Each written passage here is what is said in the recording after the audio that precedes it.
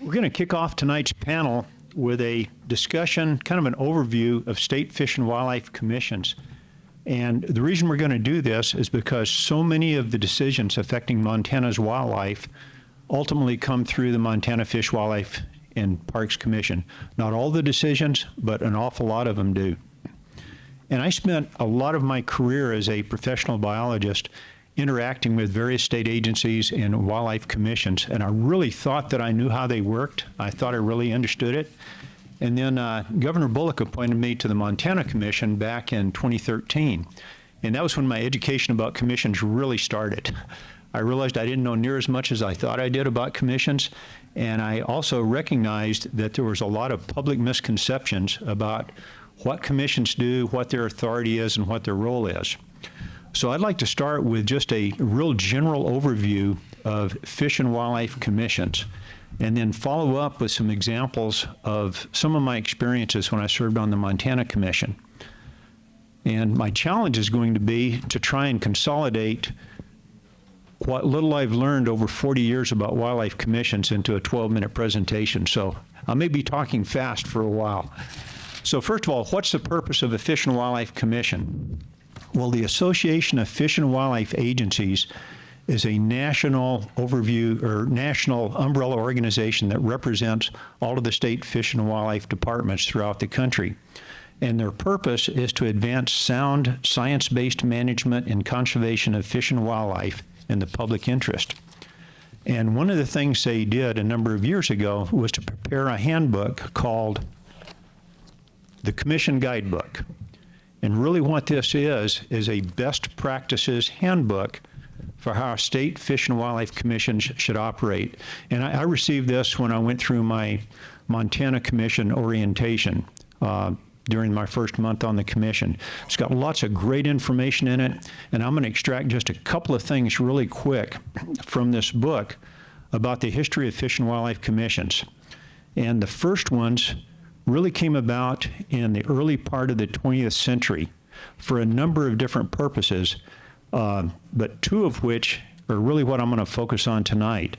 One is to avoid the undue intrusion of politics into agency management. Should be laughing about that one. And second, to ensure citizen participation in establishing agency policy. There's a number of other things that commissions do, but those were two of the primary reasons commissions were established. And the commission model that's laid out here really suggests that commission members should be appointed by the governor, and they should be confirmed by the state senate. And they also suggest that commissioners should serve staggered terms so that anytime there's a change in the administration, there's not a 100% change in the commission, that there's always carryover from one commission or to the next when the governors change. And it really is designed that way to try and provide some stability for the agency and some institutional memory from one commission to another. Another thing to remember is that each Fish and Wildlife Commission is unique. Each state commission operates under the authority granted by their own individual state legislatures. So how Montana operates is different than how Idaho operates, is different than how North Carolina operates. There's similarities but differences. So for some Montana specifics, Montana has a 7-member wildlife commission. There's one commissioner for each one of FWP's 7 administrative regions. You know, Missoula is one of the regions, Region 2. Up in Kalispell, that's Region 1. So there's 7 different commissioners. They have to geographically live within the district that they represent.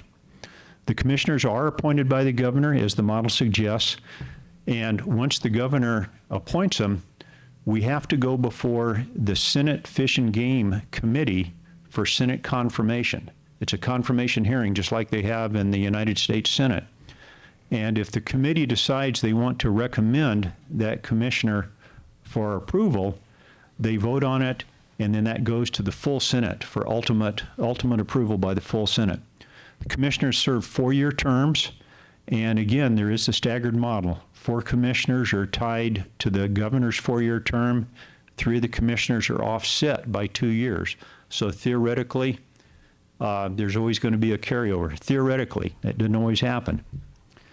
So, going back to one of the primary purposes, avoid the undue intrusion of politics into the agency management. Now, I'm going to give a couple of examples of what happened when I was on the commission, simply related to the appointment of the commissioners. Senate confirmation used to be almost automatic. The governor would make his recommendation, the Senate would approve him. But it has now become a very political and a very controversial process. I mean, it is just unbelievable what happens when the governor appoints a new commissioner, especially if the legislature is dominated by a different party than what the governor is. An example, Dr. Bob Ream. I'm sure many of you remember Dr. Bob Ream, highly respected professor at the University of Montana, wildlife professor, served in the state legislature for 16 years. He also was a Fish and Wildlife Commissioner under Governor Schweitzer. When Governor Bullock was elected, he wanted to reappoint Bob Ream to the commission. But after 16 years in the legislature, Bob had made a few enemies on the other side of the aisle.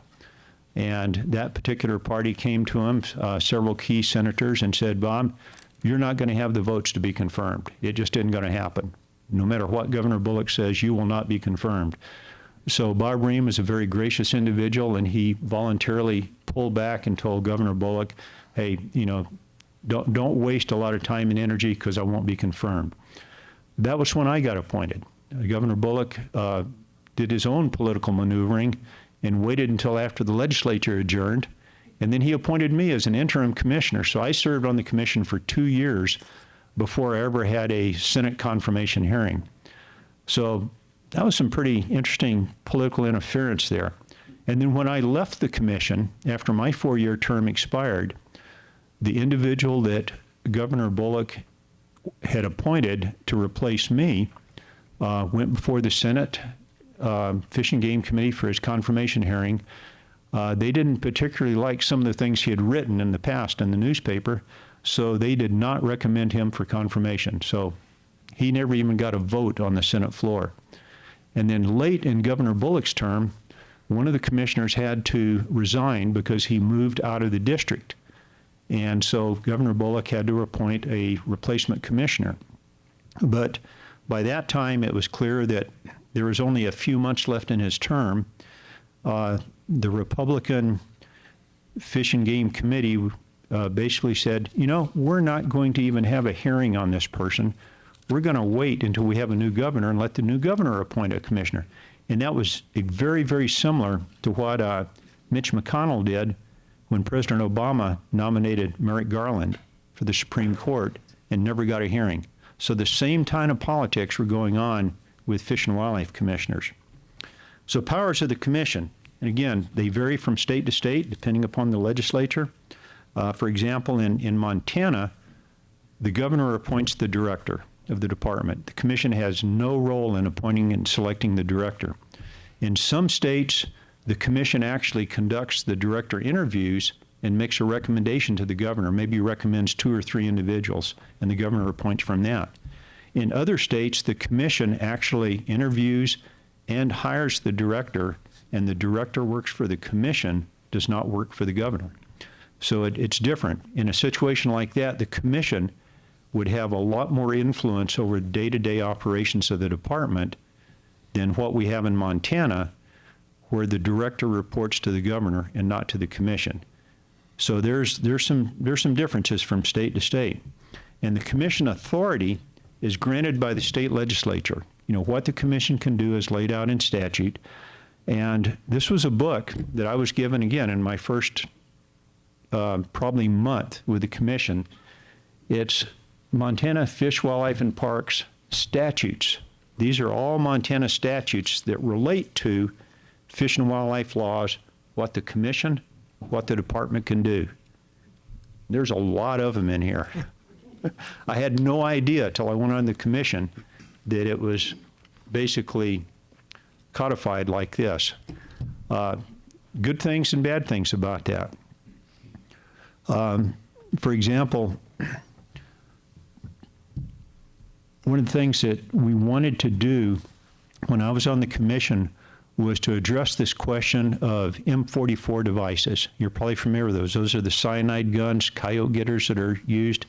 Several of us on the commission said, wait a minute, we really need to do something about all of these cyanide guns scattered all over our public lands. We'd like to regulate those in some manner.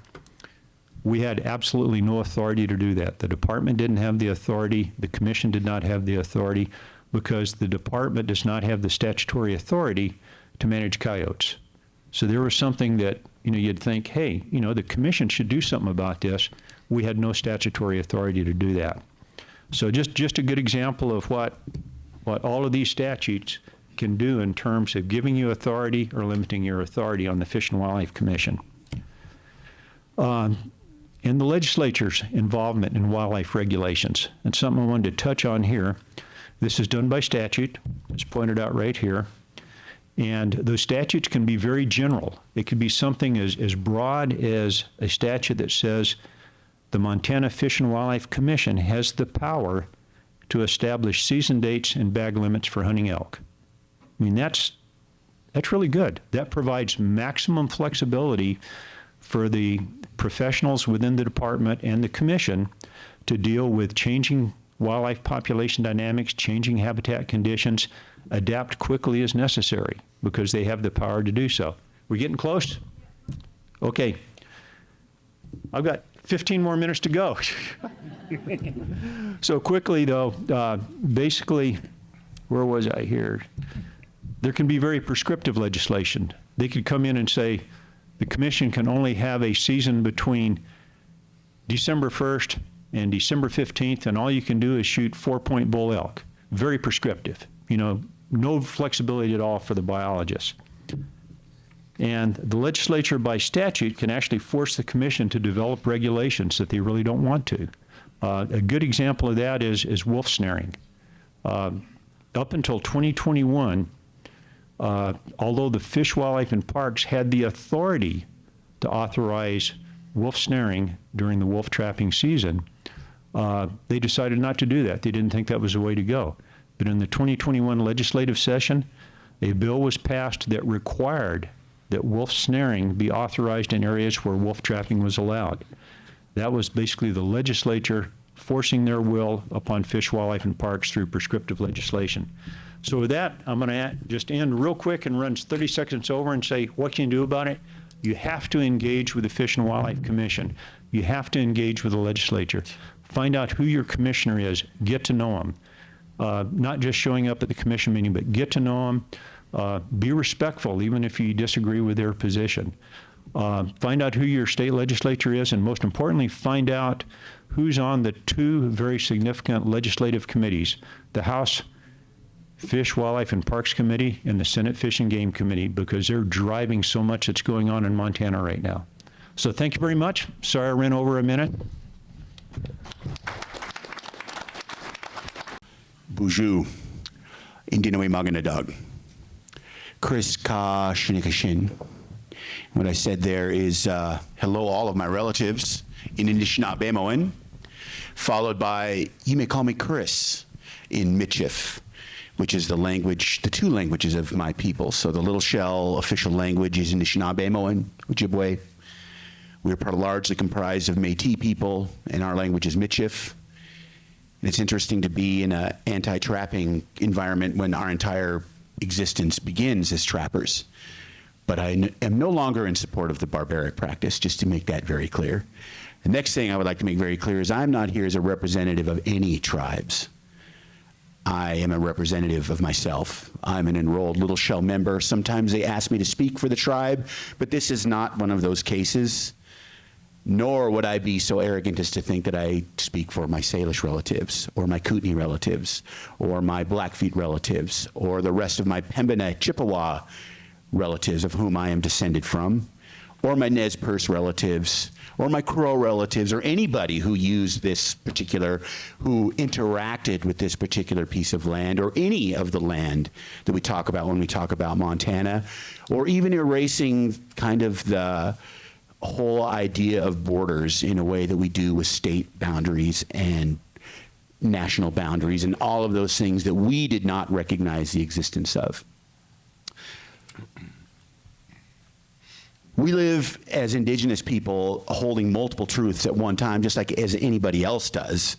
And certainly our stake in the protection and preservation of our wildlife relatives exists in those two worlds too, because we are trying to interact with organizations who represent the occupying power that holds us in a certain position of lesser than. So that is a reality. Whatever we talk about with state, federal, local governments are occupying powers, powering over our own view of how we lived on the world for thousands of years. And when I listen to all these, laws and systems and processes and procedures, and I think, man, we really mess things up in a very short amount of time. When you think of just the bureaucracy involved and the politics that can ruin people's efforts to do the right thing. And it's important to recognize that this is not an anomaly. So like what we're seeing with public land, threats to public land, threats to wildlife, it's not an anomaly. This is how the United States works. This is how the machine was designed. This is not an undocumented feature. This is how it has been from the beginning. And part of making the changes that we need to make in order to preserve these magnificent relatives that we are all here on behalf of is to recognize that all of these relationships are linked. And we can't Band-Aid things around in bits and pieces and expect it to survive moving forward. And there's the world that is, and that's the one that we were trying to change. And sometimes the Band-Aid is really the best first step we can make. But we have to recognize that the very foundation of the system that we're operating in is what needs to change. And however we do that, there are smarter people who can answer that than I can. I have a high school diploma. I don't have a degree. I don't have a PhD. The only thing I've been appointed to is poet laureate by probably the worst governor in the history of governors, who probably doesn't read poetry and thinks poetry is something that should be logged out of existence. So take that with whatever I have to say. But we're talking about wolves. We're talking about grizzly bears. I'm going to add bison to the conversation as well. 3 animals that to us, besides being relatives, are powerful enough in our spiritual world, in our cultural world, to represent 3, speaking from as an Anishinaabe person, and our 7 grandfather teachings, which is kind of our blueprint for how you should live your life. Each of those 7 teachings is represented by an animal. And those 3 animals are 3 of our grandfathers. So the wolf, Maingan, represents humility. Bison, Bijiki, represents respect. And the bear, Magua, represents strength. And when I think about how we are living with those animals now versus how we live with them for generation upon generation upon generation, where is our humility as relatives with all of these other people that we share the world with? Where did we suddenly leave our humility behind in recognizing or assuming that we are this higher power, that we are the highest level of species on the planet? Our failure to be humble in our relationship with the rest of the world is largely why we find ourselves in the position we're in, with massive extinction, irrational rhetoric as it relates to how we live with these animals, humility. We've distanced ourselves from it. How about respect when it comes to Bijiki? We see the buffalo as the symbol of respect because he recognizes how important he is to the rest of the world. So there's a lot of talk about, well, to move forward, we need to re-indigenize things, whether it's how we deal with wildfire, how we deal with plains restoration. But we weren't the apex in the Great Plains from almost the entire continent. It was the buffalo that everybody followed, from bugs to plants to birds who ate those bugs, to birds who ate, bigger birds who ate those birds, and all the animals. We were just another in that web of animals who benefited from the buffalo and what they gave to the rest of us. And that is why we see bijiki, Mashkade bijiki, the plains buffalo, which literally means fuck around and find out, as one of my relatives quipped one time. Get it? The buffalo is the respect. He recognizes what he means to the rest of the world, and he is willing to give of himself so that the rest of us can survive. And then Magua, the grizzly bear, or the black bear. We don't have a distinction in our spiritual world between the two and what they represent. Strength. What's more fierce than a mama bear? There's, sadly, every time I go up in the Flathead, I see a bumper sticker on the back of a minivan or something that says Mama Bear on board with like a AK-47 next to it or something like that. So we've kind of drifted away from the ferocity of what Mama Bear means, but that strength that bears bring is something that is so important to how we view the world and how we live in the world, how we are going to protect each other. And too often we distance ourselves from the spiritual and cultural relationships that we have with these animals, and we descend into number crunching and all of these things, and we don't look at some of the kind of key realities that we can't fix anything without addressing, whether it's the humility and the respect and the strength and courage that comes from all of that, but also, how do we reconnect Yellowstone to the Yukon, for example, while still living this idea?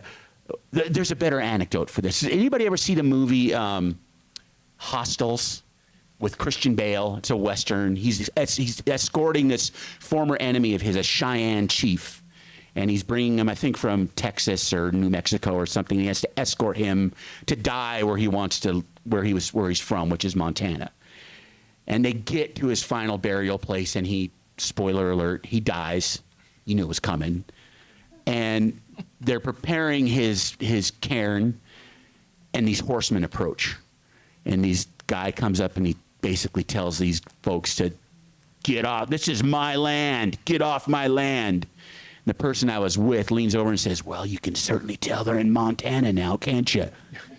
Just the idea, the public, the private ownership is one of those things that unless we figure out a way to deal with, we are not going to be able to make the long game changes that we need to make to restore these ecosystems back to any semblance of what they used to be. And around here, that's, politicians certainly aren't going to talk about it.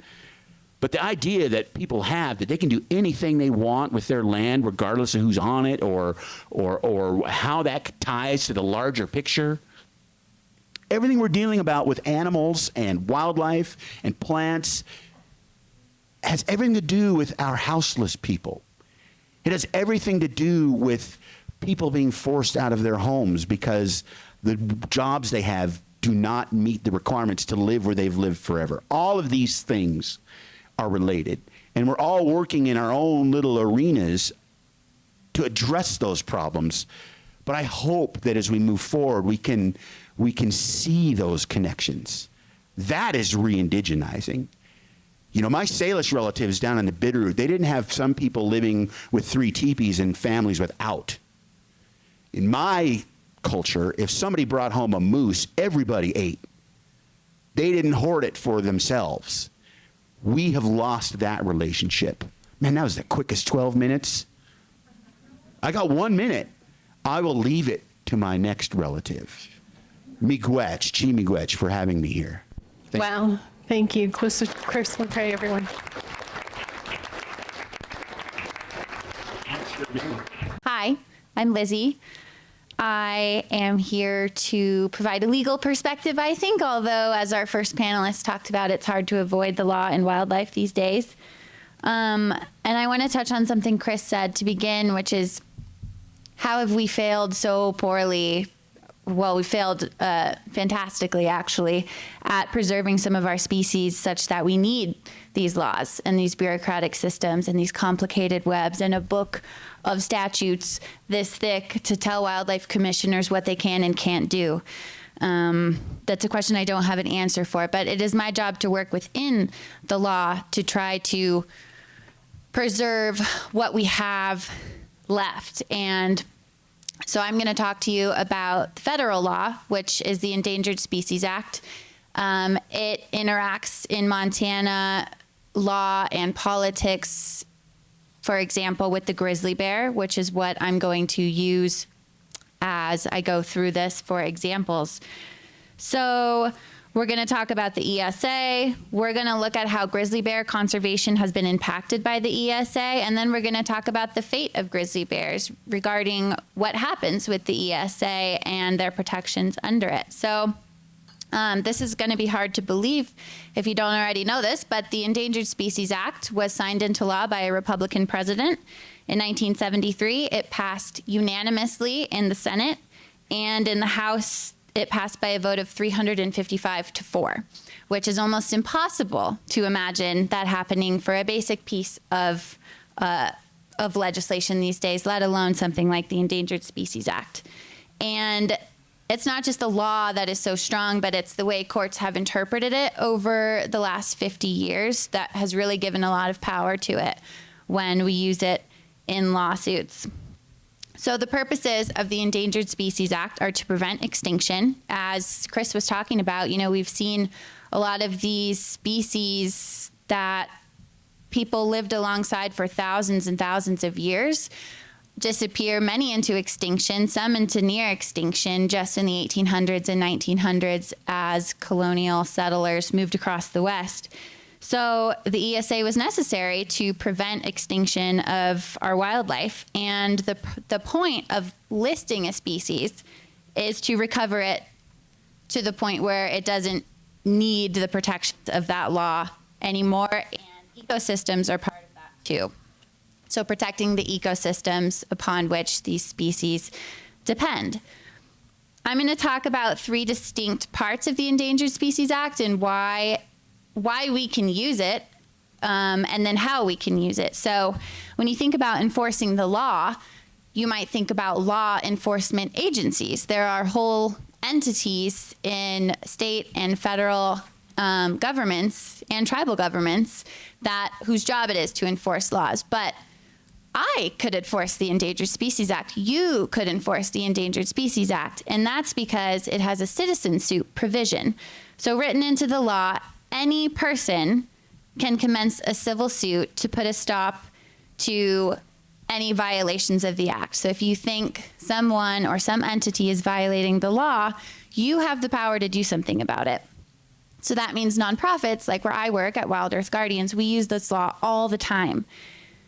And some of the things we do under that law include enforcing the take prohibition. So this is Section 9 of the law, and basically it says that once a species is listed, you can no longer take that species. And take is very broad. Harass, hunt, shoot, capture, trap, kill, collect, wound, harm, pursue, or attempt any of these activities is illegal, generally. So that applies to anyone violating the law. Government entities, private companies. One example of using this take prohibition is in a lawsuit that WildEarth Guardians is a part of against BNSF Railways. So this is I'm sure you've all seen the railway cars coming through town. They operate hundreds of miles of tracks through prime grizzly bear habitat up near Flathead Lake and along the border of Glacier National Park. And they've killed over 60 grizzly bears in the past several decades. And they know it's going to happen. They've been told it's going to keep happening, and they just keep doing it. So that's an example of where we can say, hey, we're going to take you to court. Another example, the last example I'll give you, is called federal agency consultation. So this is not something that citizens do necessarily, but when, let's take the Custer-Gallatin National Forest, we know there are grizzly bears there. It's recognized by the federal government that there are grizzly bears there. So if another federal agency wants to do some sort of action there, like log or mine or something like that, they have to do what's called consultation. So they would talk to Fish and Wildlife Service, which is the agency responsible for managing listed species, and they would have to go through these procedures and analyses to make sure whatever action that wasn't going to jeopardize the continued existence of the one or more listed species in that area. So, for example, WildEarth Guardians is part of a lawsuit against the U.S. Forest Service and the Fish and Wildlife Service because they authorized a clear cut right near Yellowstone National Park that would have cut down 6 square miles of forest and build a bunch of roads in prime grizzly bear habitat, prime connectivity habitat to get grizzly bears out of the Yellowstone ecosystem. So when you sue under Section 7, you would say, hey, federal agencies, you're supposed to follow these steps. You're supposed to use the best available science. You're supposed to analyze everything that could be relevant. Often they don't. That is why I have a job. And that's when we can step in and point those things out and hopefully win in court and put a stop to those projects and at least force them to do their job, which shouldn't be my job to force somebody else to do their job. But that is unfortunately how the system works. So why can we use the ESA for grizzly bears? That is because they are listed. So talking before about how our wildlife, grizzly bears used to roam from Canada to Mexico. There were about 50,000 bears across 18 western states. And then in the 1800s and the 1900s, due to excessive human-caused mortality, they got down to less than 1,000 animals by the time they got listed in 1975. In just a few areas. And Montana is lucky to have some of those areas. So that is why we can use the ESA to protect them. And since 1975, because that take prohibition has been in place, because there are more procedures to do things that might destroy their habitat or other similar things, they have rebounded to about 2,000 bears now today, which is still a fraction of what they should be, what they could be. But because of politics and because predators in particular are so politicized, especially in Montana, especially by this government and this legislature that we've had for the past 2 sessions, Montana is pushing to remove Endangered Species Act protections from the grizzly bears. So you could have seen billboards. There's a lot of propaganda going around that says conservation success story. Grizzly bears are recovered. Well, it's not true. I hate to be the bearer of bad news. We're still looking at a few core areas where there are a lot of grizzly bears, like the greater Yellowstone area and around Glacier National Park, which is the Northern Continental Divide ecosystem. And so Montana and Wyoming are both using the Endangered Species Act to say, hey, Fish and Wildlife Service, look at these 2 areas. Grizzly bears are doing great. Just draw a circle on the map and remove protections from those bears. That happened at the end of 2021 and the beginning of 2022. And in February 2023, Fish and Wildlife Service responded and said, yeah, that could be right. It might be time to do that. So they are currently in the process of figuring out what's called a 12-month status review.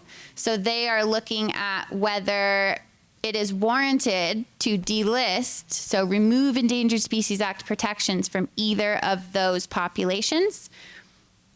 But the point is, why grizzly bears are not recovered is because 2 populations in boundaries, like little wild zoos, is not recovery.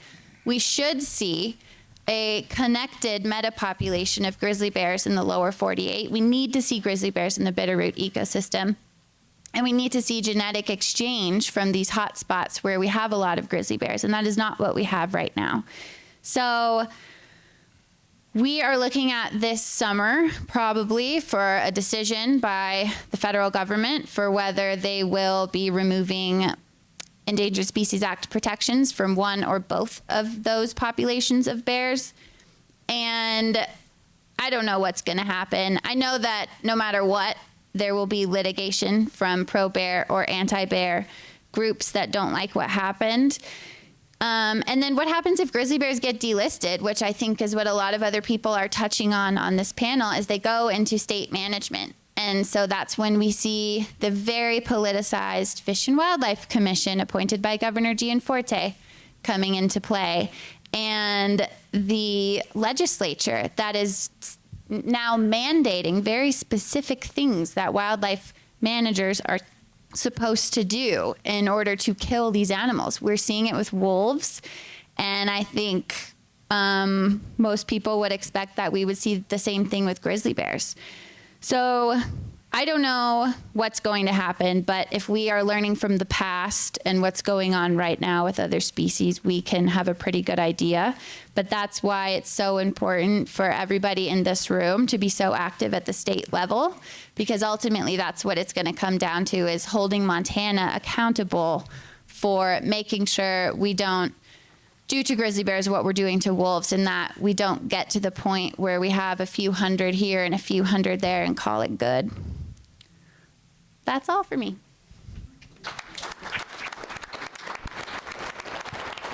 Appreciate you coming out tonight. I hope this is going to be a valuable discussion for you. I look forward to the question and answer here. So the legislature in Montana has demonstrated a willingness to continue to impose unneeded new predator killing measures in Montana. Since the 2021 legislature, they have passed and the governor has signed into law laws that impose neck snaring of wolves over bait, which didn't occur before 2021, extending the wolf snaring and trapping season to overlap with the time that grizzlies and black bears are out of their dens, allowing payment to wolf trappers and hunters, which is a bounty, bringing us backward into the 1800s, preventing grizzly bears captured outside recovery zones from being relocated by Fish, Wildlife, and Parks personnel, which is contrary to 40 years of cooperative efforts between Fish, Wildlife, and Parks and other agencies, allowing hound hunting and hound chasing of black bears, which was banned in Montana for 100 years since 1921. This was legalized in 2021, and it is being allowed in many places today where grizzlies are present in connectivity areas between grizzly ecosystems. And finally, allowing the shooting of wolves at night over bait using spotlights. Spotlighting wildlife is unethical and contrary to the fair chase principles of hunting, and harms the image of hunters and hunting in Montana. Fish, Wildlife, and Parks administrators and the Fish and Wildlife Commission wrote false information into the current administrative rule governing Fish, Wildlife, and Parks actions that states, and I quote, "Sport hunting is considered the most desirable method of balancing grizzly bear numbers with their available habitat, minimizing depredations against private property within or adjacent to grizzly bear habitat, and minimizing grizzly bear attacks on humans." None of these statements are true. Sport hunting will not balance grizzly bear numbers with their available habitat. Sport hunting will not minimize depredations against private property within or adjacent to grizzly bear habitat. And sport hunting will not minimize grizzly bear attacks on humans. This information was provided to Fish, Wildlife, and Parks and the commissioners that this statement was false, and they ignored it. If state politicians are going to ignore facts and science-based wildlife management and prescribe how many predators should be killed and the specific methods used to kill them, it will be difficult to ever manage most carnivore populations sustainably, ever achieve grizzly bear recovery and delisting, and have in place the adequate state regulatory mechanisms necessary for the agencies in the state to credibly manage recovered grizzly bears and wolves. It is important to recognize that the anti-predator policies that I've just described from Fish, Wildlife, and Parks and the Commission are not the only threats to wildlife in Montana today.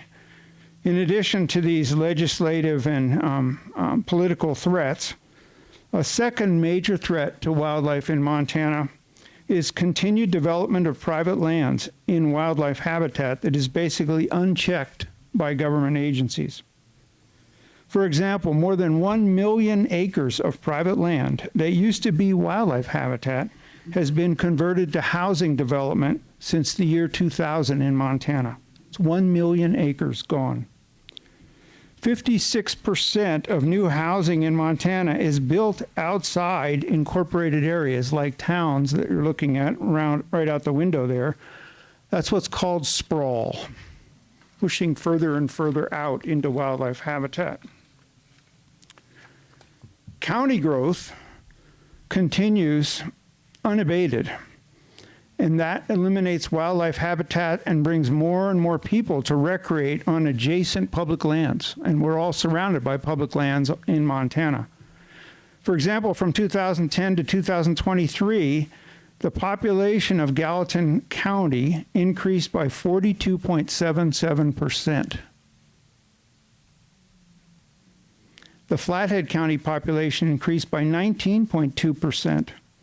Both of those areas are in places where there are grizzly bears.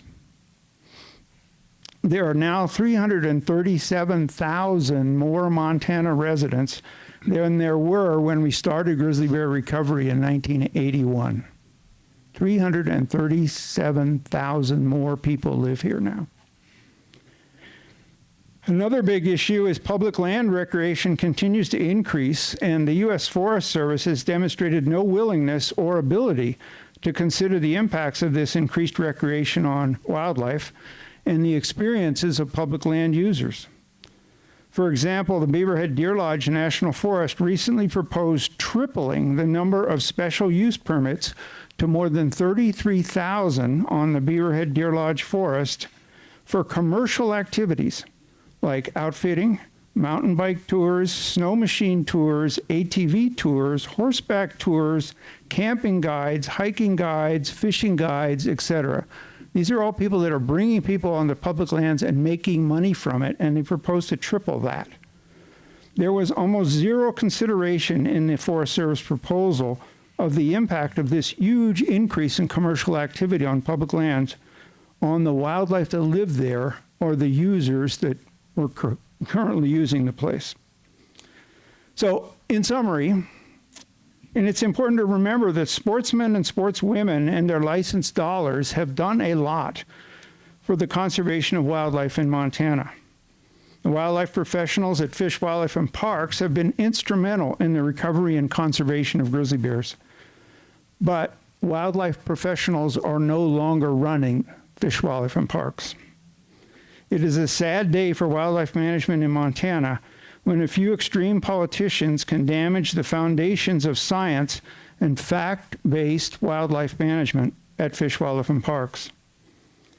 If anti-carnivore legislation and its implementation by Fish, Wildlife, and Parks administrators and the governor-appointed commission continues, we stand to lose much more than healthy carnivore populations. The intrusion of politics into wildlife management threatens the very foundation of scientific wildlife management in Montana and the acceptance of hunting as a legitimate, non-political management tool. And on top of this political problem, we face unrelenting increases in the number of people who want to live in Montana and recreate in wildlife habitat. Instead of being regulated, this increase in land development and recreation is being actively promoted by state and federal agencies as an economic benefit to communities and businesses without any consideration of the intensifying negative impacts of this development and recreation on the resident wildlife and the recreation user experience. The very reasons people live here are going to disappear if this continues, and we need to recognize that. Thank you.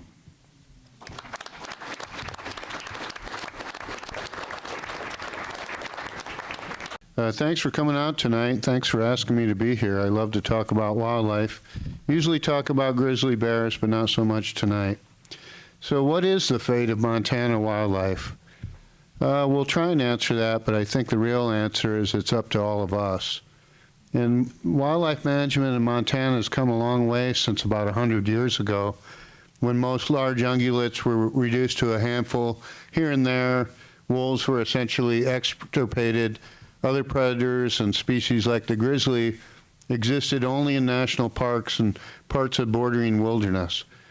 But conservation efforts helped turn this around. The Sun River Game Preserve was established. Elk habitat areas on the Gallatin Forest. Herds rebounded, wolves returned, grizzly bears increased their numbers and distribution. Predator-prey balance is being restored to our ecosystems. And yes, lawsuits have helped. It's been a big part of it. But it's all at risk of being undone. What I call the forces of the past, who are irrationally anti-predator, they've got control now. The governor's office, the legislature, the Fish and Wildlife Commission. And I think they're largely hiding behind the North American model of wildlife conservation and passing regulations and laws that are unethical, they're unsporting, they're not fair chase. And so these authoritarian hardliners have really tarnished a really good reputation that Fish, Wildlife, and Parks had as probably the leading fish and wildlife management agency in the United States. The Game Warden Division is being depleted by retirements and transfers. Biologists, managers are driven underground. There's a state of fear and intimidation, and everybody's looking over their shoulders. You know, and for decades, I could call Fish, Wildlife, and Parks biologists and managers and request information which was readily shared. Now everything requires a public records request form. Then you have to wait 4 weeks for the information, and then you get charged a fee for public information. So what's wrong there? I think we know. Agency biologists tend to stick to their field work and not really rock the boat. But once career biologists retired, they were free to speak. And they began to speak out in public about the deep concerns they have about the direction that wildlife management is taking in Montana. And to kind of go back almost 100 years, you've all heard of Aldo Leopold. And some of these terms are a little outdated because it was almost 100 years ago. But he wrote, "The public, not the sportsman, owns the game. The public is, and the sportsman ought to be, just as much interested in conserving non-game species, forests, fish, and other wildlife as in conserving game. In the long run, lopsided programs dealing with game only, songbirds only, forests only, or fish only will fail because they cost too much, use up too much energy and friction, and lack sufficient volume of support. Yet our legislature and Fish and Wildlife Commission are on a lopsided approach, a single track. Let's get rid of predators. They're bad. Let's reduce them. They're hurting things. And it's all based on pretty bad facts. So what we really need is an ecosystem approach. When you think about it, when the big things fail, the small things suffer. When the small things fail, the big things suffer. And either way, it's the landscape that suffers and the people who enjoy those landscapes and are sustained by them. So if you think of what we've got here, we've got 98% of the species that were here when Lewis and Clark came through. Not in great numbers, some of them just barely alive, but they're here. So the wolf, the grizzly, the mountain lion, and other carnivores are holding these landscapes together. The extreme laws and regulations in Montana are based on unscientific information, do not represent fair chase or proper wildlife management. Without the predator-prey relationship, these wildland ecosystems will become glorified zoos. So we need to do something. We need to determine the fate of Montana wildlife. That means voting, it means writing letters to the editor, it means coming to meetings like these, it means sending $25 to a nonprofit group, especially ones that sue the government, because that happens to be the only branch of government left that we have access to, seriously. You don't have access to Congress. You don't have access to the governor. You do have access to the courts. So that's something that we need to work on. When there's comment periods, comment on those. So we all have to pull together. We got to get rid of the governor that's in there, because until we do, this is the way it's going to be, and it's not going to be good, and the fate of wildlife will be bad. So thanks for coming out, and thanks for inviting me.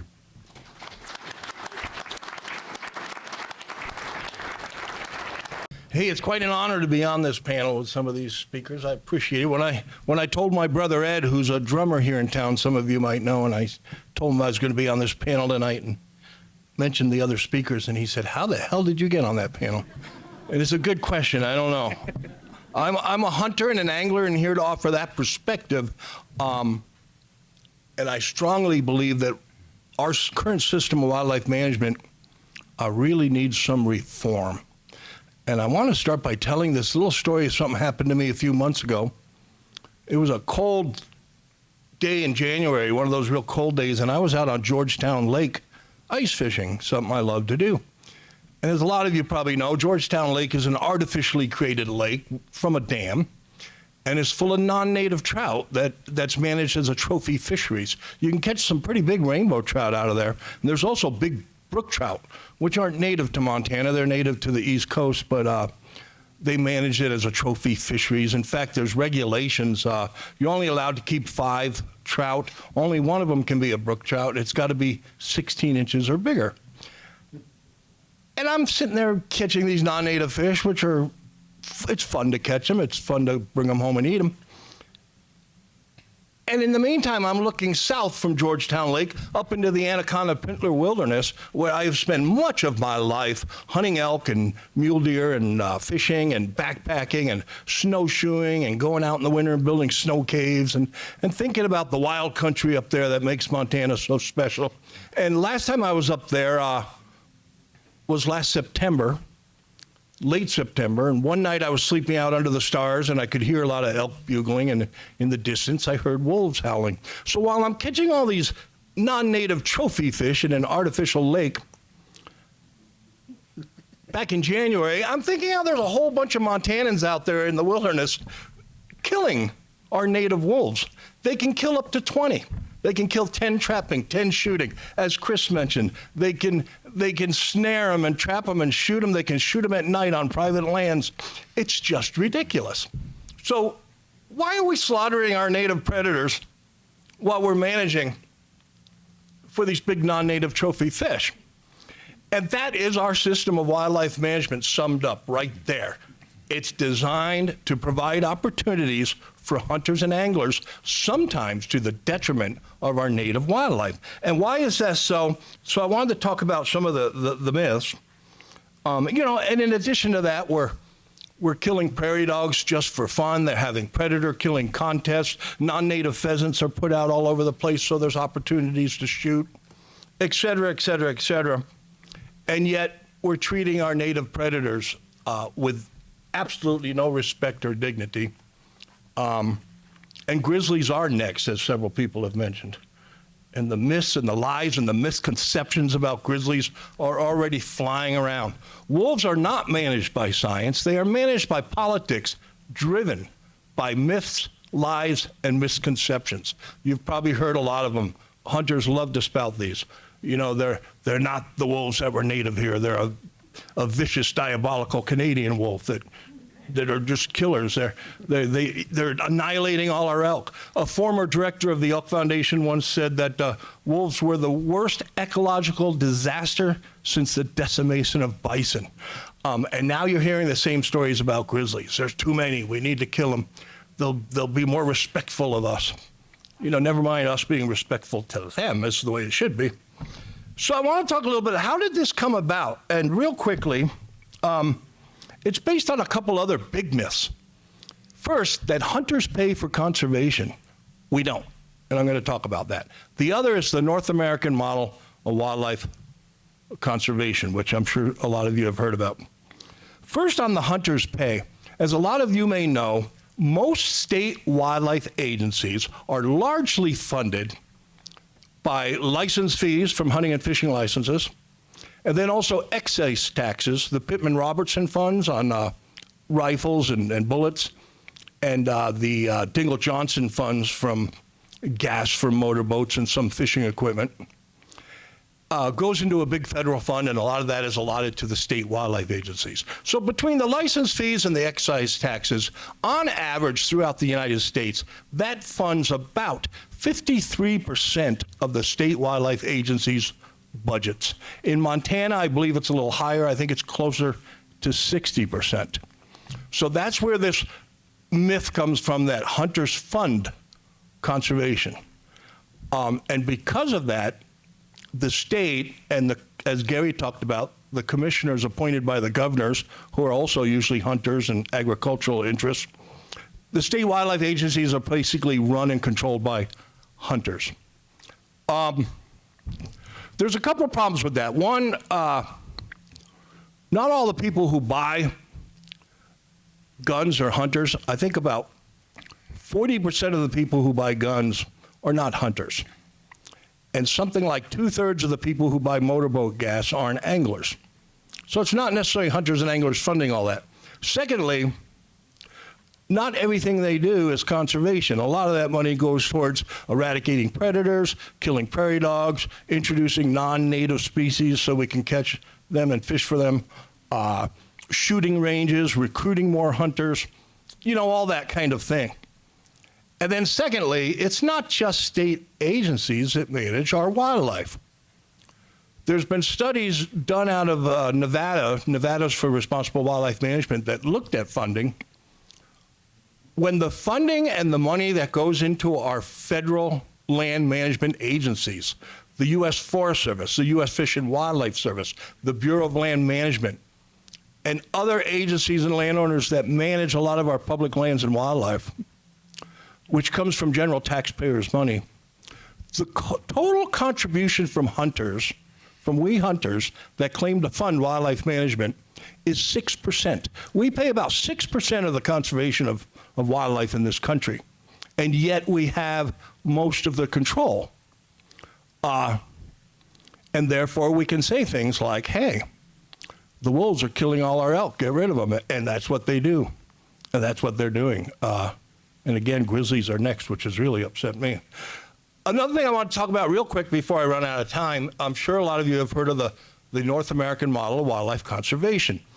Now, to hear most hunters tell it, you would think that this model was something discovered by Theodore Roosevelt himself on the Mount, engraved in tablets. I mean, literally, it's promoted with religious-like fervor from hunters. You can't have a conversation or a debate with a hunter nowadays without them saying, but the North American model of wildlife conservation, like it's the Bible, and then everybody hushes, like, I mean, I'm exaggerating only a little bit. It's pretty ridiculous. I never heard of it before around the late 1990s, early 2000. That's because the concept didn't exist. Canadian biologist Valerius Geist, Shane Mahoney, and a guy with the U.S. Fish and Wildlife Service named John Ogren sat down in the late 1900s, and they wrote down a list of 7 principles that they thought helped make wildlife conservation successful in North America. And they called it the North American model of wildlife conservation. As John Ogren himself says, it wasn't meant to be prescriptive. It's not the Bible, it's guidelines of things that were successful. We don't even adhere to it. Most of the principles aren't adhered to. We slaughter wolves, we hold predator killing contests, we introduce non-native species. None of that fits with principles. There's 7 principles of the model. I won't get them to them all now, but you can look them up. But some of the main ones are that wildlife is a public trust, belongs to all of us, that management be based on science, that there be legitimate purposes for killing. So, does going out and shooting prairie dogs fit all that just for fun? Does slaughtering our wolves fit into that? Does wanting to delist grizzlies and go after them fit into all that? I don't think it does. So my efforts lately as a hunter have been focused with groups like Wildlife for All, and I've recently kind of launched my own group called Hunters and Anglers for Wildlife Management Reform, because I'm tired of often hearing this debate portrayed as hunters versus environmentalists, or, you know, hunters hate wolves and other people love them. No, there's plenty of us hunters who actually want to see reform and love wolves and love grizzly bears and love wilderness. I am one of them, and there's lots of others out there, and I'm hoping to kind of unite some of those folks to start speaking out for the need for reform. And just recently I was asked, what does wildlife reform look like? Well, it basically allows all citizens to have a say in protecting all wildlife, including our large carnivores and our predators. I also like to tell people that a really good start in wildlife reform would be to actually adhere to the North American model of wildlife conservation, because we don't. And by the way, I want to put in a quick plug. Anya Heister wrote a remarkable book looking at the history and details of the North American model called Beyond the North American Model. And Anya's an anti-hunter and I'm a hunter, but we get along, and that's what we need. We need a lot more of that. We need to all get together and realize this wildlife belongs to all of us.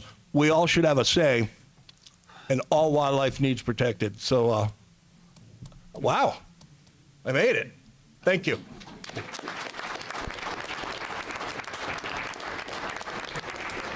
Well, thank you so much for allowing me to be on this panel with these people.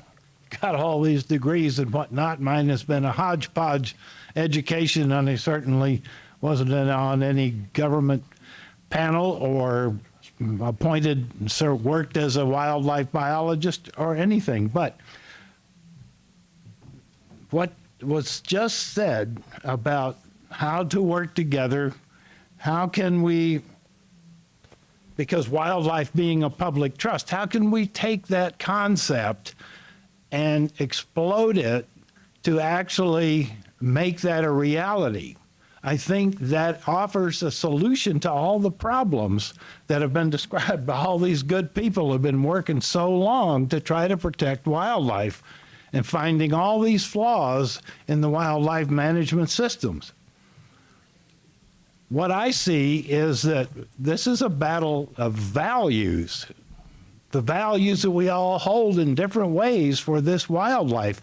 And up to now, we've had no way of trying to bring those out into the decision-making process. Now, I wrote 6 pages I was going to speak, and then I submitted this to ChatGPT AI, and I got 1.5. And so it's a very valuable tool, and an honest one too. I think as long as you write the first draft and you check it and make sure what it said.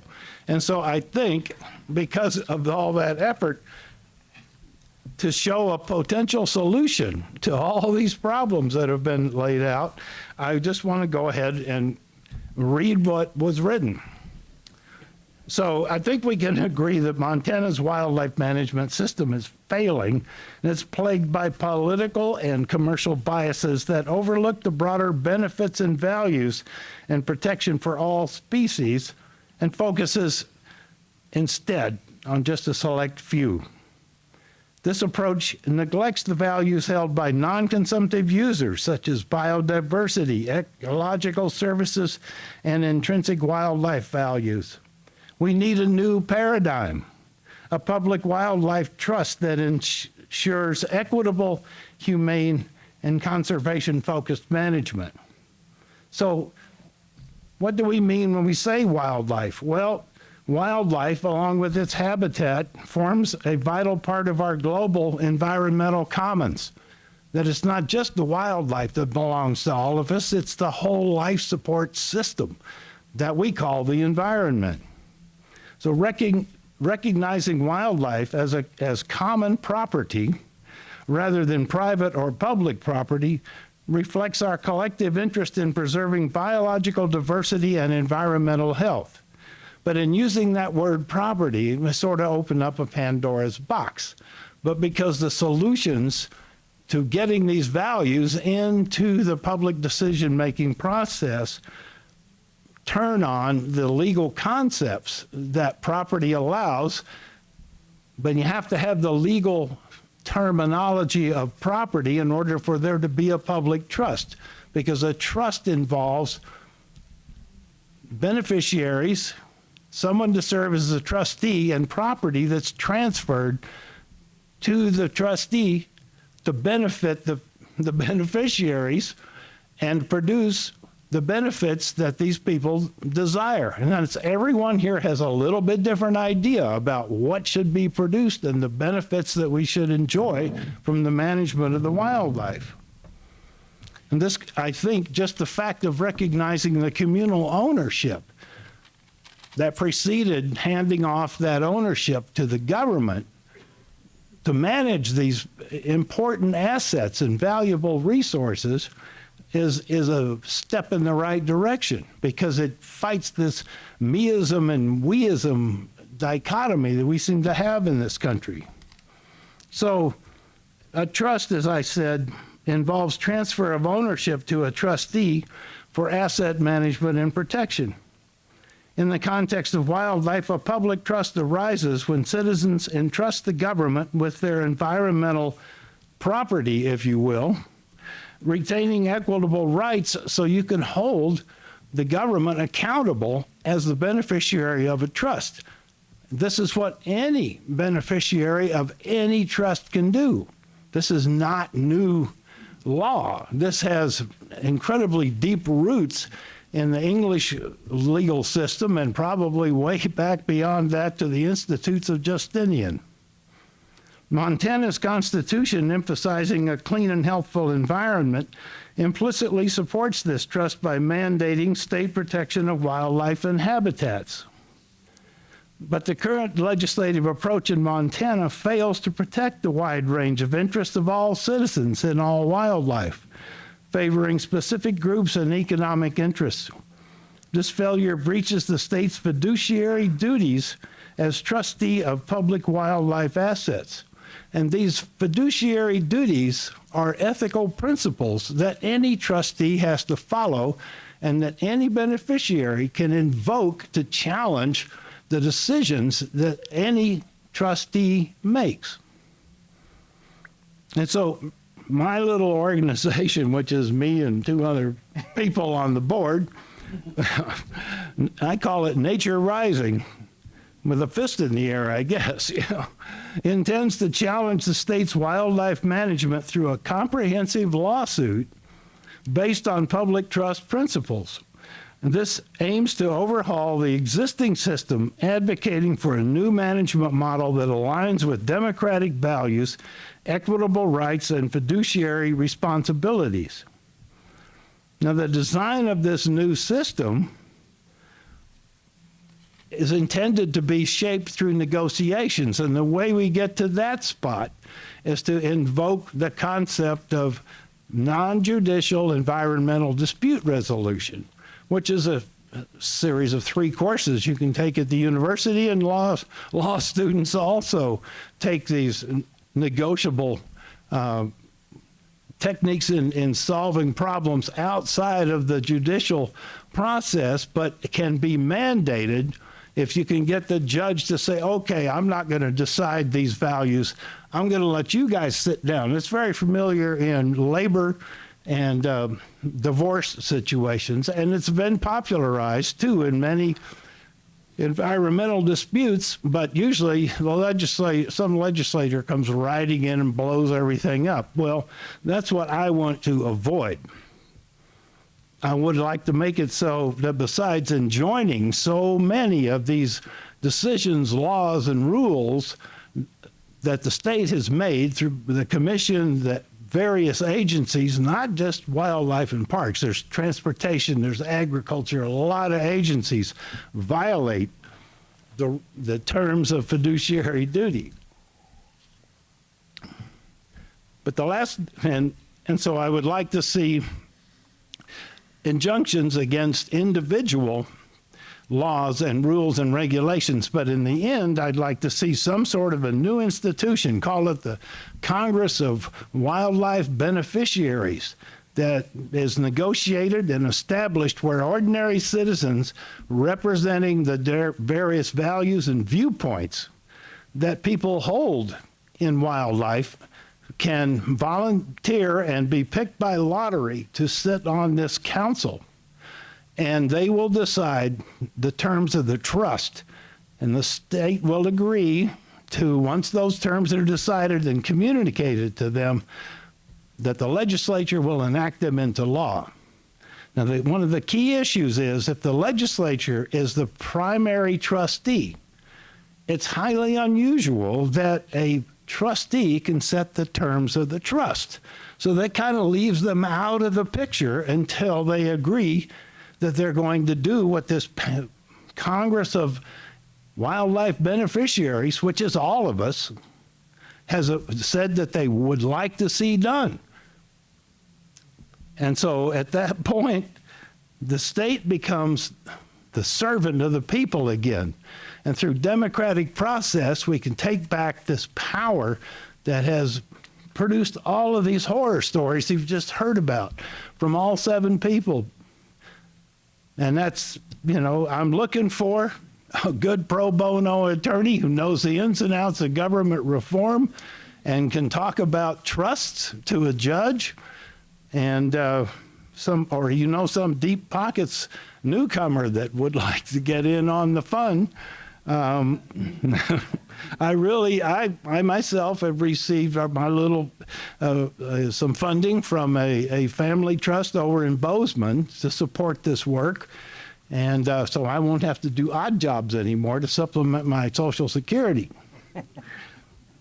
And there's a lot of precedent for this kind of thinking, this paradigm change that's been, lots of resources are available, and I'd like to make them available in some way, but I'm still working on that. I call myself an independent scholar and researcher because I don't have any other credential to justify sitting up here and telling you these things.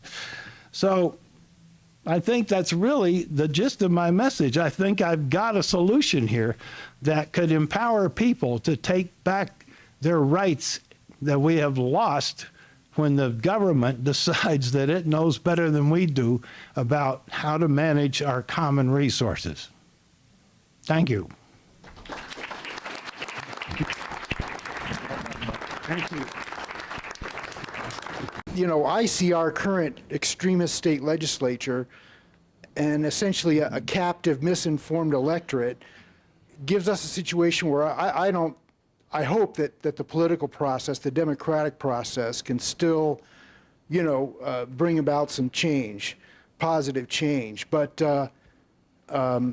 if it doesn't, do any of you have any other, plans for action? One of the things I don't understand, why don't people ever consider something like targeted economic boycotts supported by sophisticated media campaigns as a way of using economic power when the political process is increasingly becoming degraded and corrupted? I'm all for pursuing political avenues. You guys have a lot of experience dealing with, the legislature and then the judiciary and the executive and other bureaucratic offices. But what hope do you really think there is in the pursuing political solutions at this point? And if not, shouldn't we pursue things like economic boycotts and actions and media campaigns to support those? And specifically, I'm thinking of one of the best ways to get people behind economic boycotts is to really make them aware of, the reality on the ground, of what's happening.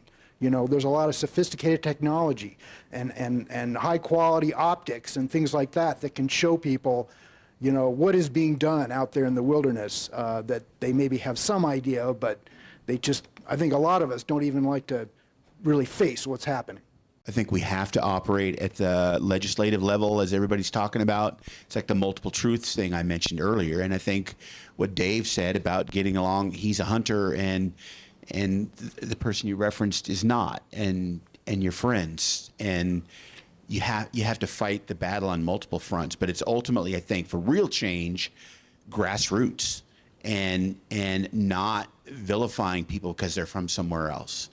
And one of the things that I do in my role as poet laureate is do a lot of workshops and things. And my feeling is that you get someone who has no experience with wilderness or the outdoors or whatever, you put their ass in a canoe or a raft, or you go hunting with them or whatever, and let the change that the world brings to all of us take root in them. And I think, all these folks aren't going anywhere. So and of those 300 and whatever thousand new ones, which was a shocking number, they're not all people that we can't bring to our understanding of how the world works and what we need to do to make things better. So I think we have to do all of it. So the answer is yes to every question. Yeah, we have to fight at the legislative level, because if we give up, we've already lost, but we also have to gather like we are here. And I used to sell a sticker at an artist, draw a picture of a monkey wrench, and I said, when all else fails, and that was the sticker to harken back to many of our literary initiation into environmentalism. But yeah, that's my take on it. I'm sorry, I just hate dead air. Okay, is there a hand? I guess I'd try and just add to that a little bit by saying I'm a firm believer that elections have consequences, no matter what. And so I think that one of the first things we need to do is just really focus on electing or supporting and electing those candidates that share our values, whether those values be wildlife or environmental protection or healthcare or education. Elections have consequences. Make sure you pay attention to who's running for these various positions, and that's how you ultimately affect change. And the pendulum swings back and forth, right and left, from far right to far left. And the idea is get people in there who share your values and support those people. And the commission system that we have really does work well when you've got good people who approach it in the right manner. It can be corrupted if you have a legislature that is trying to basically prescriptively legislate every single aspect of wildlife management. But if they approach it the way they should, the system we've got can work pretty darn well. You just have to have the right people in there. That's my thoughts. The comments about legislators and how important it is critical. In fact, we've got 8 legislators in the Missoula area that think a lot like the people who are on our panel tonight, but we have, believe it or not, 3 of the 5 legislators down the Bitterroot are super moderate legislators that got together with the Democrats, and we defeated 19 constitutional amendments this last session. One of the constitutional amendments was they deserve a minute of applause, because they are now being targeted by people who do not agree with people who are moderate. But one of the constitutional amendments was to make trapping part of the Constitution as a means of taking games here. And so to Gary's questions or comments, my question is, was the statute for having cyanide bombs ever corrected? No. In fact, that was specific to the fact that FWP does not have management authority for coyotes. It reflects also on a lot of the potential trapping regulations. FWP can implement regulations for fur bearer trapping, but not for coyote trapping. Management of coyotes is relegated to the Department of Agriculture. My name is Marian, and I moved here from Austria 2 years ago with my family. I'm a teacher in public school here. And when I first came here, I was like overwhelmed and very naive, thinking, oh, this is so beautiful, all this wilderness, all you have here. It's incredible. And then I woke up, kind of. First, I heard about that trapping, which for me was like incredible, because like in Europe, that's banned for like 100 years. I couldn't even believe that was still allowed. And then, yeah, of course, shooting of wolves, grizzly bears, all that. But because of the coyotes, that's what I wanted to comment. what really made me wake up was a comment one of my students said a week ago. So he told me, well, I prefer snowmobiling to skiing because that's how I can run over the coyotes and kill them. And I was like, what? Like, I couldn't believe what he was saying. And then he said, oh yeah, because they don't feel any pain anyway, so that's all right. And I was like, what? You know, and I tried to talk to him. I tried to talk to his mom, and that's where I saw where his attitude was coming from.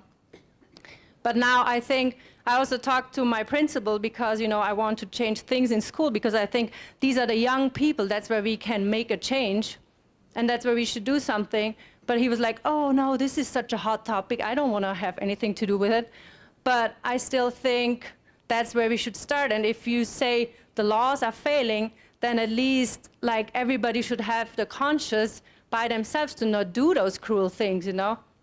And I think school is a very good way to start. So what I would like to know is what can I do and how can I be supported in that? Because there I feel kind of alone, you know? And yeah, what can be done to get more information out? Because I feel a lot of people do not know that 16-year-olds run over coyotes, you know? And I called Fish and Wildlife, by the way, and got the same information. Oh yeah, coyotes are not game. You can do with them whatever you want, you know? So yeah, I think that would be important. How can we get more information out to young people? Because that will be the next generation. That will be the generation that decides. Well, as a teacher, you better Thank you. fast before the legislator puts a muzzle on you. Yeah, thank you. Well, I think one thing is, you know, seek opportunities to make presentations at schools, you know, get to know teachers. It is kind of tough because, like your principal said, it's very hot and they're afraid of that. And, you know, I used to do educational programs on bull trout, and some schools, it was too hot for them, even to save fish or water. So it's not easy, but if you can, you know, get into some education networks and maybe look at some of the existing groups like Watershed Education Network or the Clark Fork Watershed Protection Program out of Montana Tech, they might have ideas of certain teachers that are receptive and willing to do it and might be in a position where they can do it without being punished. Thanks, Mike. Yeah, and to add to that, I would just say that if you haven't been there, go take a look at the Montana Natural History Center here in Missoula. They have a lot of good youth education programs. Now, they're not going to focus on why you shouldn't run over a coyote with a snowmobile. That's not going to be what they're going to lead with. But they're going to lead with programs that will help young people learn and appreciate the value of wildlife, not just deer and elk that you're hunting, but all species of wildlife. So I'd say that would be a good place to connect with if you haven't done so already. Thanks. I wanted to add, just the fact that you are learning all you can and you're here is already doing more than a lot of people do, so thank you. I belong to the Blackfoot Council. Almost all of our members are older. We had an event out on the conservation 5,000 some acres just 2 weekends ago. Everyone was older. It seems to me if we don't get youth involved in this, we are in trouble, right? And part of the problem is the youth aren't getting out there anymore. I think the hunters have the best way of getting, you know, have gotten youth out, but they also get them out to run over coyotes and kill wolves. I mean, I think we're in real trouble here if we don't get people, young people involved right away, now. You know, you talked about the Endangered Species Act passing by both groups, you know, it come together. Well, we all grew up with Walt Disney on Sunday night watching the animals, getting outside and playing. That's not happening now. I live out in Potomac. We have a lot of kids that I never see their faces because they're inside the house playing games and stuff. So I think one of the things we need to do, and I would ask you guys this, all of you, except for this young lady is, you know, has been around, has seen life. How do we get the youth involved? How do we get them out and excited about what's going on? How do we get them, you know, concerned about the land that's being used up and the animals that live on it. I don't know. And it seems to me that we have all these meetings and there's never any real young people. I apologize to you people who are young. And we just keep going and talking, it just, and they're still not here. So that's my question. It's a big problem that you've identified, but one thing is to try and make it fun. When I did the bull trout stuff, I would do stuff out on the Clark Fork River, and I had this song called the Bull Trout Blues, so I brought my acoustic guitar, and they were religious and listening to what I had to say because they just wanted to get to that guitar part and sing along. But yeah, it's really hard and it's discouraging because I think of it all the time. Like if there were a whole bunch of young people that had come on, I might have, taken partial retirement, and now I'm putting it off because there's no replacement. Not that I'm irreplaceable, but other people aren't replaceable. So I don't really have a good answer other than that we need to figure out what motivates young people and approach them with that language, because if they're not listening to our language, we're just shouting out into the wind. So I don't know how that happens, but maybe through their own peers, developing somebody who really does like the outdoors, and then they tell their friends how much fun they had and that, you should have gone out with me and my uncle or whatever. But those are just a couple of thoughts. I have some thoughts to add.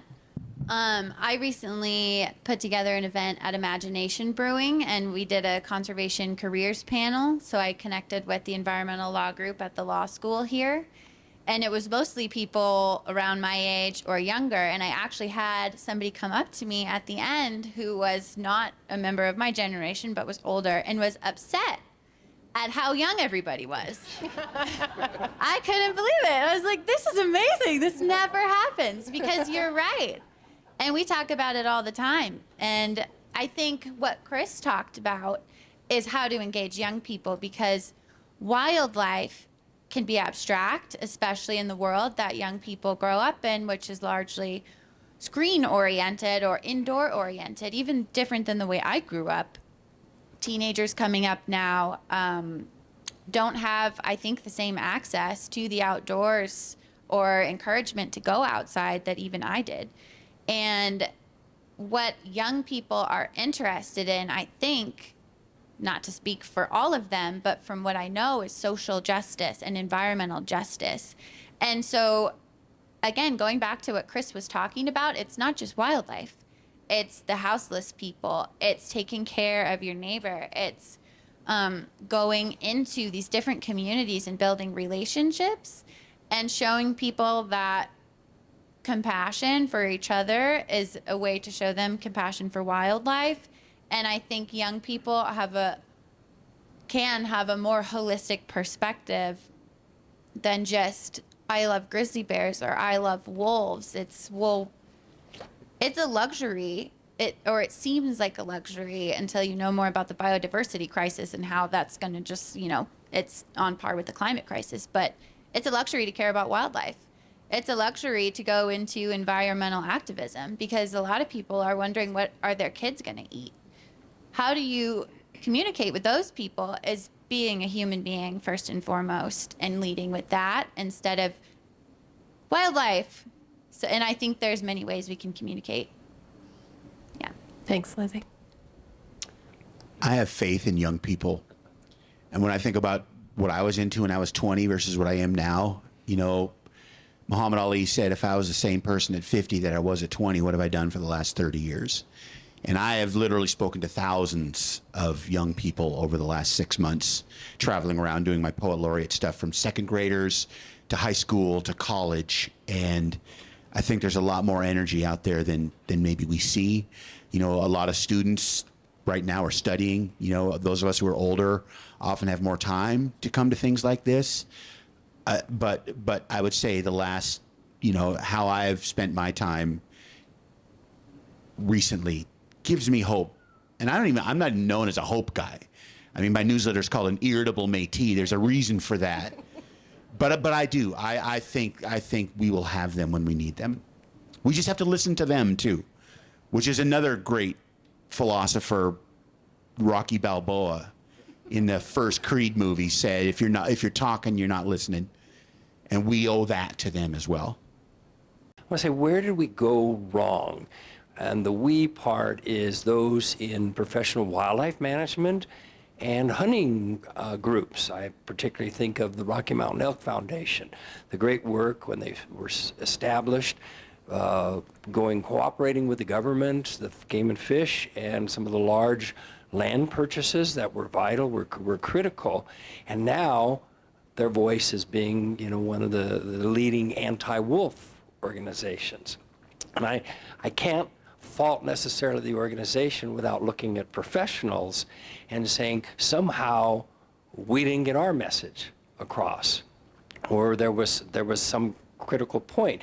And Chris, directed to you, you mentioned 3 areas that the myths of hunting grizzly bear, and you say this is untrue, this is untrue, this is untrue, and I think somehow perhaps where did we go wrong? Did we give the wrong message? Did we hit them on a bad day?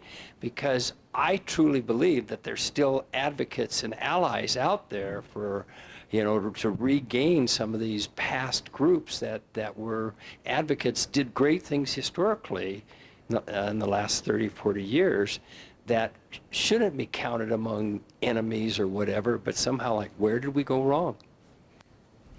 Well, a quick thought on that is the organization that you mentioned there, they've been politically co-opted to be part of the political power structure, and that's what's going on there. And they're no longer representing wildlife, they're representing an aspect of a political system that is in power at this time. And in terms of the professionals and the organizations, I have many friends in fish, wildlife, and parks, and professional biologists, and the word that several of them have used to me about the current situation is despair. That's what they feel. They didn't sign up for this, they said. And I didn't sign up to work for this kind of an organization. And they are being threatened by not speaking, told not to speak to anybody and not represent anything different than what the director's office says, which is what the governor's office says. So, yeah, it's a time of great despair in the professionals in the state right now. And that's the truth. That's where we are.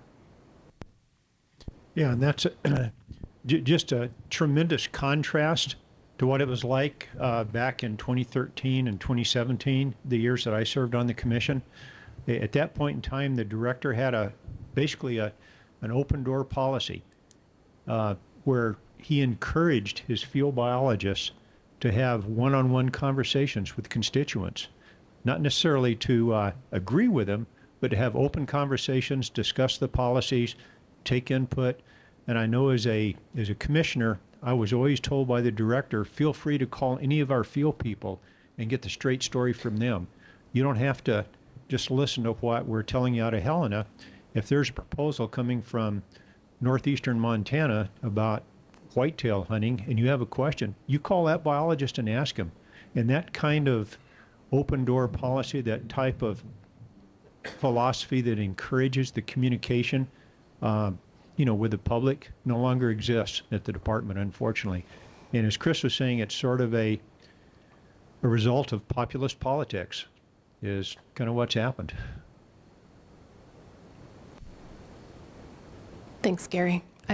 Dave. Yeah, I've got a lot to say on this topic, so I'll try to keep it brief. I remember many years ago when I first started working in the hunter conservation profession, which, boy, almost 40 years. In fact, I worked for Gary Wolf for a while at the Rocky Mountain Elk Foundation, and I got to say, a true Leopolian, one of the best people I ever worked for, and it was a very different organization. You worked with me, not for me, didn't you? Oh, well, there you go. You kept me in line, Anyways, I remember one time having lunch with a friend of mine who has since passed away named Jim Posowitz. Some of you might have known Jim. He was just a great philosopher, thinker, retired from Montana Fish, Wildlife, and Parks, wrote Beyond Fair Chase, The Ethics and Tradition of Hunting. And I remember kind of telling him that I just didn't fit in.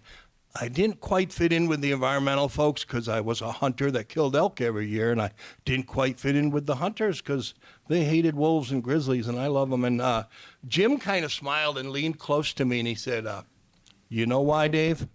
Because you and I, we're Leopolians, and there aren't many of us around. So ever since then, I've liked to use the word Leopolian, which of course is for Aldo Leopold, author of Sand County Almanac and considered the father of modern wildlife management, and a great thinker. And ever since I've been involved in the hunting world, there was always this sort of split in the hunting world between what I simplify by calling the Leopolians and the Safari Club NRA types. And I don't think I need to go further into that. And unfortunately, I have watched the Safari Club NRA type grow and take over the hunting world because they have the money and the power. There's this huge sort of hunting industrial complex, I think, to steal one of Anya's phrases, of this hunting world that's so commercialized. And it includes the media and the hunting shows and the industry. And, you know, even here at the University of Montana now, in the wildlife department, they have a Boone and Crockett Club professor. They have classes that are sponsored by the Boone and Crockett Club, the Rocky Mountain Elk Foundation, Backcountry Hunters and Anglers. I mean, there's this huge hunting industry that controls every aspect of hunting now. The politics, a lot of the wildlife departments. Not that there aren't some great people out there. In fact, you know, Chris Servheen, I have tremendous respect and admiration for all the work you've done. But that world is controlled so much by money. And Aldo Leopold himself once said, when talking about hunting organizations, said that they tend to start appealing to the lowest common denominator. That's what I saw happen at the Elk Foundation when I was there. After Gary and other good Leopolian like-minded folks left, it was sort of taken over by NRA Safari Club types who hate wolves, hate grizzlies, told people what they wanted to hear, and gained membership from that because they were telling a lot of hunters what they want to hear. Wolves are evil. We need to kill them all and then go after the grizzlies. And they grew. I mean, because that's the way, unfortunately, the world is. And then you have people like Randy Newberg, who runs a hunting show here. And he's on his show telling people that every hunter has an obligation to kill wolves. And if you're not a hunter, you have no business getting involved in wildlife management. Those are the kind of things he's saying on his program. And there's a real McCarthyistic-like attitude. If you're a hunter like me that speaks out against some of these stuff, there are repercussions. I've been banned from writing for magazines. I've been fired from organizations because, you know, it's McCarthyism at its finest, and it's only getting worse. And I could go on, but I'll end with another, and I'm going to have to paraphrase here because I don't have it in front of me. But Aldo Leopold once said something along the lines of fish and game departments are so busy producing things to shoot at that they have forgot the cultural value of what they're doing. And there are no leaders to tell hunters what is wrong. I think there are some leaders. I think Chris and Gary are good leaders, but there's not a lot. And they're often kept quiet. So enough on that. I can go on all night on that topic. Thanks, Dave. I've got a question here, and then this I'd young like to woman. say something on that topic. Yeah, Just a second. Go ahead. Only because this is a piece of information you can verify for yourself on the internet. There's the National Congressional Sportsmen's Caucus. Look that up and see who's on it. John Tester was co-chair of that organization, and it's not wildlife friendly. It's hunting and fishing friendly. There's also a Montana Legislative Sportsmen's Caucus. And legislators from right here in Missoula have been on that too. So if you don't know why something's happening with some of this, it's because that's a powerful organization, especially the national one, that has a foundation that supports its and promotes its legislation. Paul Fiedler. He claims to be a wildlife biologist, and I have not been able to find out where he was a wildlife biologist or what his background is. As far as I know, his official degrees are not in that field. So I would like to know if any of you know anything about him. I do. I do. Oh, good. I do. Good. I think he's got a Because degree. he uses that as cred. He uses that as cred to do his thing. He's So got a thank you. degree from Morgan State University on the East Coast, and he worked for the organization that manages the lakes that were created by damming the Columbia over on the eastern side of the Cascades, and those mountains there around, can't remember the name of the town. I think his main job was pulling muskrats out of culverts to keep the water flow. Yeah, he worked for a public utility Public district. water That's what utility, it's called. yeah. And Chelan County, and he's not a wildlife biologist. He's a politician. Hi. So this started out as a question, but turned into more of a comment, I think, since a lot of the questions that I had were answered. But I am a wildlife ecologist and science communicator working in aquatic invasives, which seems a lot more peaceful than what you guys are dealing with. Didn't think it would be, but here we are. On the topic of how to involve youth, I think that part of it is, at least in my experience with my current job, is that oftentimes youth are hired or given internships, if they are hired at all, and then left at a very low level. And at first, they're given a lot of opportunities or told that they're going to have a lot of opportunities to reach out to their peers and get other young people involved. And then once those ideas come to fruition, they are dropped. And I think that that's part of the problem, is that there's very little youth in leadership. And that goes back to that intersectionality that Lizzy and Chris were talking about. I think that there's a lot of opportunity for nonprofits, specifically in Montana, where we see very little intersectionality in a lot of the state agencies, to jump on that.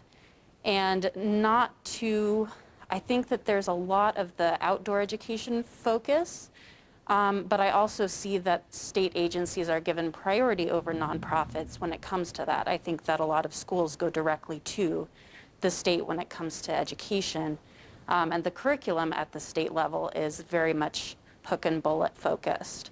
And so one of the pathways forward would be to think about, where are the kids looking? If they're looking at their screens, why aren't we taking more of a social media presence?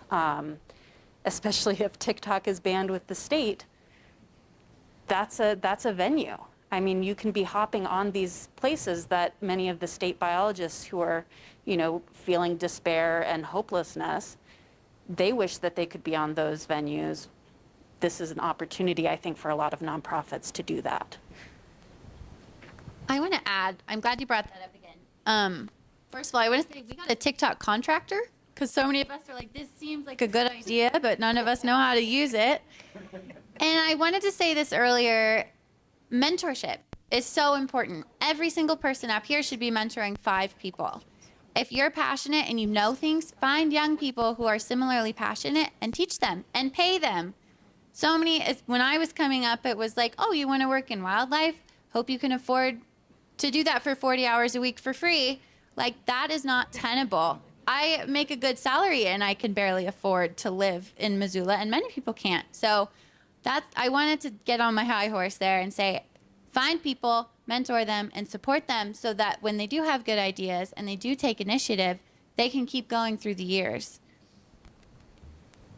I would just quickly add, too, to just show them success stories, like the Held versus Montana case is awesome. And it shows how youth can take on the big bad boys and kick their ass. And so people like to, see inspirational people. It's like basketball stars, people look up to them.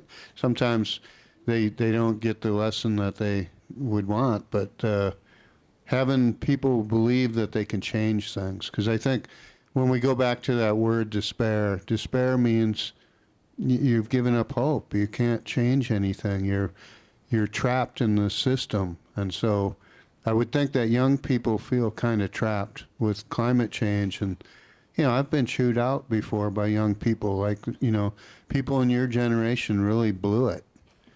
And what do you say? Even if you've spent your whole life, working for good things, it's true. And so I think that there's ways to inspire them to show that you can change the world. You really can. And, and it's been done. So when people have hope, that's the opposite of despair. Then you've got freedom. And when you've got freedom of thought and speech, you can start bringing people together around ideas. And so I'm hoping the young people will lead us to the promised land, and we'll say thank you very much. I just wanted to thank everybody for their perspectives on this panel tonight, and I wanted to offer my perspective. I'm a Bitterroot Salish mother, grandmother, great-grandmother, and part of our original instructions were to speak for those who can't. And I think this is very, very appropriate in this case. The grizzlies, the wolves, all those relatives. And I think part of the issue here is just that indigenous perspective. It's a different paradigm. We look at those as our relatives, not to be owned, not to be managed. So here we are today, 2024, and this is where we are. So my family is a subsistence, lived a subsistence lifestyle. So if we fished, we gave offering. If we took a animal's life for our food, and that's the only reason we take an animal's life is for our food, then we do an offering. Same with our plant foods and our plant medicines, all of that. So my tribe, the Confederated Salish and Kootenai tribe, we're the first tribe to establish wilderness. The Mission Mountain Wilderness is 100,000 acres. We close off part of that every July for grizzly bears so they can come down and eat whatever bugs they eat in the McDonald Lake area. That's I guess if you want to call it a sacrifice that we do for people that want to recreate there. We do that for our relatives, the grizzly bears, so that they can live and so that they can prosper. We also do fishing derby where to remove the mac, the lake trout from Floodhead Lake. My done a lot of good things. I'm one person that fought my council colleagues when I was on council when they wanted to put a casino near the animal bridge because we fought long and hard for that animal bridge and all those wildlife crossings. I lost that battle, but I saw it as a transportation connectivity between those three ecosystems, the Selway, Bitterroot, the Yellowstone, and the northern ecosystem for the bears. When you're talking about the youth, with youth in a lot of my previous jobs, our tribe has a lot of good people that you could invite to your classroom that are very wildlife, environmentally oriented, so I'll connect with you afterwards. And that's who we need to focus on because their parents, some of their parents, they're a lost generation. We shouldn't even bother with them. I'm aspiring to take this battle and others into the Montana legislature, not because I enjoy politics, but because I feel like my voice needs to be heard and I can be a voice for those relatives that can't speak. So thank you. Hello, my name is Colleen Hines, and I'm also running for legislature in the infamous Clark Fork Valley of Thompson Falls and Paul Fielder's country. So I just, well, thank you, but it's not for accolades. But I just want to say, when you were saying, watching the tide turn, after reading Ryan Bussey's book, Gunfight, and all the recent expose of the NRA and all their corruption, I would think that the NRA would be like on a slippery slope and not getting all their stuff they want. I don't know, but I'm hoping that that would give them a turn down. But do you guys see it that way? That's all. That's my question. I mean, they are in trouble. Their executive director's in some hot water about money. Big surprise. Money causing a problem. Yeah, there's an organization that operates a lot more behind the scenes than the NRA. It's called the National Shooting Sports Foundation. They're the sponsors of the annual SHOT Show, which is the shooting, hunting, and outdoor trade show. They're primarily funded by the firearms and sporting industry, and they are very, very effective at legislation. So even if the NRA loses a little bit of clout, like I say, the National Shooting Sports Foundation has a lot of behind-the-scenes clout. They're just not as much out in front to the public as the NRA is. Rocky, we don't own the animals. And speaking, Dave, to the North American model, we can't consider them a resource either. They're not a resource. We can't own them. They're in our trust, and then something you said about occupations that young people can get into, like one of the #1 occupations coming up is restoration ecology, billions of dollars in that. So, what do you think about wildlife ownership? We don't own it. We have to speak for them, but we can't. They're not really a trust because we don't own them. They're part of the land. The whole legal system is a fiction that we use to manage conflict between people in regard to material things. So I kind of figured there would be people who would object to that concept that wildlife can be property. But property is also defined as a series of interests that you have in a particular thing, whether it's a piece of land, your car, your notebook, your pen.